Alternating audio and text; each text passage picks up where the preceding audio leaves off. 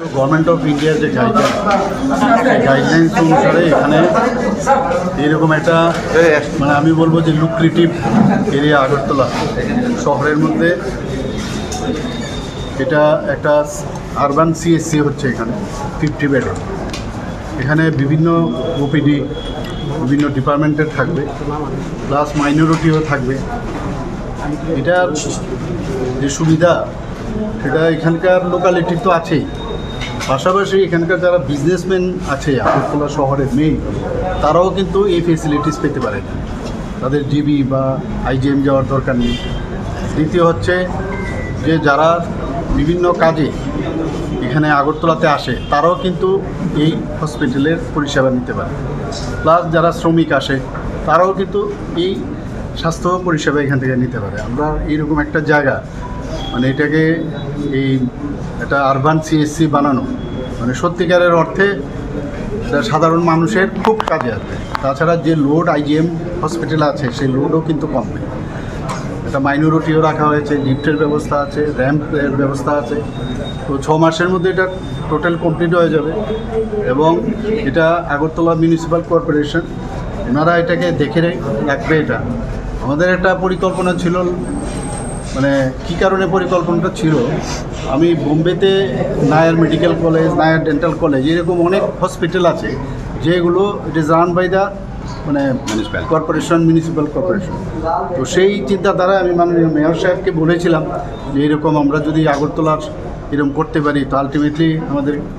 যে কিরণজি আমাদের যে সেক্রেটারি মহোদয় ওনাকে বলা হলো তো আমরা খুঁজছিলাম কোথায় এখানে যখন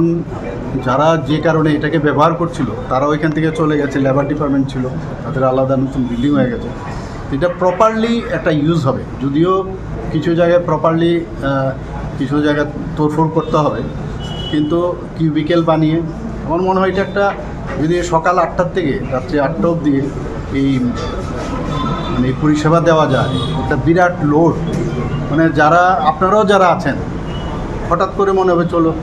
একদম সেন্টার ফুট আগরতলা শহরের সেন্টার যে আচ্ছা আমি দেখিয়ে আসি ডাক্তারবাবু মানে এটা খুবই একটা মানে পরিষেবার ক্ষেত্রে আমি বলবো একটা নতুন পালক মানে স্বাস্থ্য বিভাগে এবং মিউনিসিপ্যালিটি কর্পোরেশনে এটা কানে গুঁজলো আমি বলবো টুপিতে গুঁজলো তো এটা আমার মনে হয় আমি খুব happy I am very happy অনেকদিন ধরে ভাবছিলাম আর স্বাস্থ্য পরিষেবা আমাদের প্রায়োরিটি যেখানে সবসময় আপনারা দেখেছেন গত 2 দিন আগেও এখানে যারা শুধু পেশেন্ট না পেশেন্টের সাথে যারা বাইরের থেকে আসে তাদের কথাও এই সরকার চিন্তা করে মানে মিড ডে মিল 10 টাকায় ব্যবস্থা করা হয়েছে আপনার রোটারি ক্লাব এবং আমাদের যে রুগী কল্যাণ সমিতি মিলে এছাড়াও আমাদের এবার বাজেটও এত সুন্দর সেন্টার আমরা বানাচ্ছি যারা বাইরের থেকে আসছে ওদের থাকার ব্যবস্থা এবং তাদের কম পয়সায় যাতে খেতে পারে সেই ব্যবস্থা আমরা করছি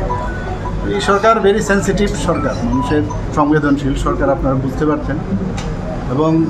প্রতিটা বিষয়ে আমরা সকাল থেকে চেষ্টা করি কিছু না কিছু করার মাননীয় প্রধানমন্ত্রীজি যেভাবে করেন আমরাও বারবার এক কথা না বললে এটা ঠিক হবে না ওনাকে যত ধন্যবাদ দেবো ততই কম হবে যেভাবে আমাদের দেশকে উনি সামনের দিকে এগিয়ে নিয়ে যাচ্ছে আমরাও চেষ্টা করছি সমস্ত মানুষকে নিয়ে আমরা সামনের দিকে এগিয়ে যাওয়ার